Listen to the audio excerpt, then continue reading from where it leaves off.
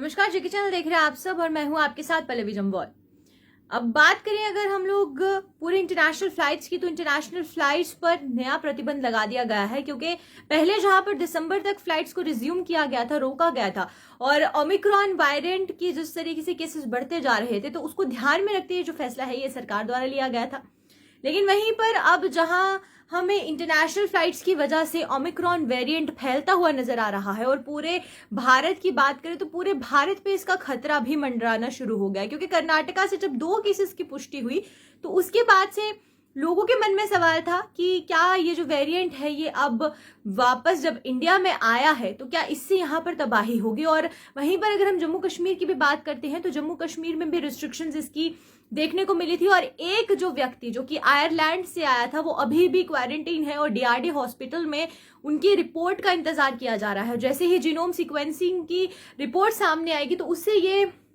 साफ हो जाएगा कि जो व्यक्ति आयरलैंड से आया है, जिसकी फॉरेन हिस्ट्री है, क्या उसमें ओमिक्रॉन वेरिएंट है या नहीं, क्योंकि कोरोना पॉजिटिव रिपोर्ट पाने के बाद डीआरडीओ अस्पताल में उस व्यक्ति को एडमिट किया गया है। लेकिन वहीं पर इंटरनेशनल फ्लाइट्स की बात करें तो अब इंटरनेशनल फ्लाइट्स का जो प्रतिबंध है वो और बढ़ा दिया गया है और इसको अब 31 जनवरी 2022 तक आगे बढ़ा दिया गया है। यानी कि कोई भी flight, international flight Jammu Kashmir के साथ साथ, क्योंकि श्रीनगर में भी इंटरनेशनल एयरपोर्ट है, उसके साथ साथ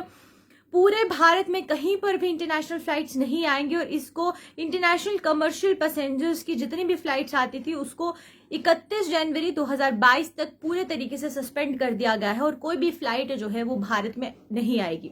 उसी के साथ क्योंकि जिस तरीके से केसेस बढ़ते जा रहे हैं और ओमिक्रॉन की बात करें तो ओमिक्रॉन के 2 वेरिएंट मिलने के बाद खासकर कर्नाटका की बात करें, कर्नाटका में, जम्मू कश्मीर की बात करें, जम्मू कश्मीर में, और साथ ही साथ दिल्ली की बात करें तो ये ऐसी 3 स्टेट्स हैं जहां पर रिस्ट्रिक्शंस को ज्यादा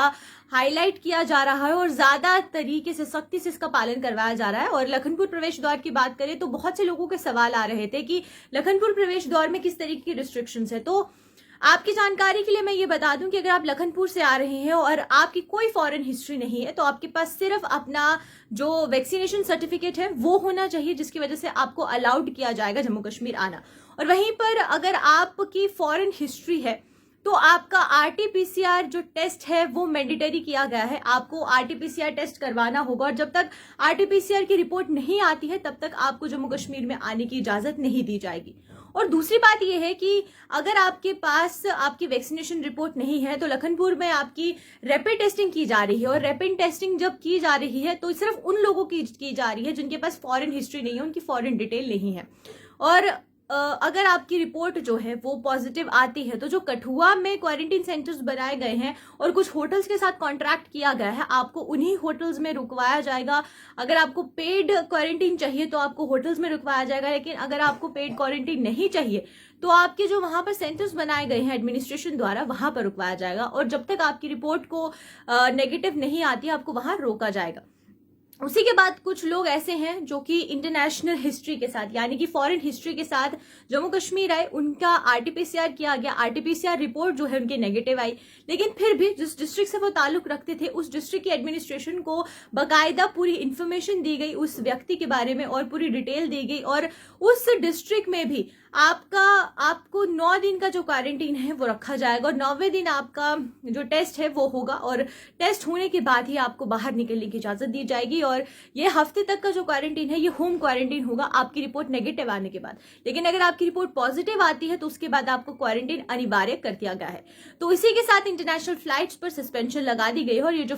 सस्पेंशन है ये 31 जनवरी तक लगाई गई है। 31 जनवरी 2022 तक कोई भी इंटरनेशनल फ्लाइट पूरे भारत में लैंड नहीं करेगी, यानी कि श्रीनगर इंटरनेशनल एयरपोर्ट की भी बात करते हैं तो श्रीनगर इंटरनेशनल एयरपोर्ट पर भी कोई फ्लाइट नजर नहीं आएगी। अभी के लिए फिलहाल इतना ही, आप मुझे इजाजत दीजिए और इसी तरीके से कोशिश करूंगी और अपडेट्स आपके तक पहुंचाते रहूं, लेकिन फिलहाल के लिए इतना ही। नमस्कार।